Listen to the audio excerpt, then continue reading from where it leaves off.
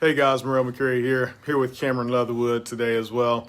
Today's topic is about external communication with clients. We're going to try to give you 3 real quick tips and tricks that you can do. So one story that I have, I guess, Cameron, is last week, a week and a half ago, whenever it was, when Microsoft had an outage in their email system. Right.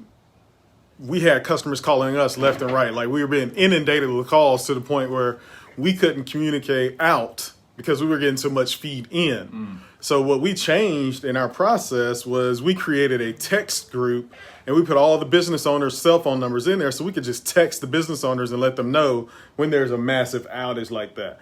Otherwise, we would have sent an email or done a Facebook post or a video post or anything like that. Right. But still, nothing gets to you faster than a text message, right? Yeah. And then if email was down, we couldn't really send an email either. Right. So that's one real quick tip that we put into play. Cameron, you had another one that was a good idea too.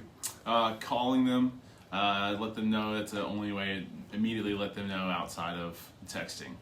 Yeah, so we got text, call, email is by default, I think, built But in this into case, everything. Yeah, best used case, most Yeah. used case. Totally.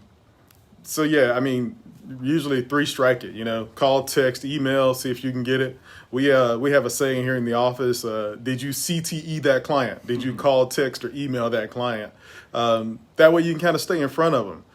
These are really just common sense things, right? But we didn't think about the text group until we couldn't communicate via email. Yeah. So it's common sense, but it's not so common sometimes.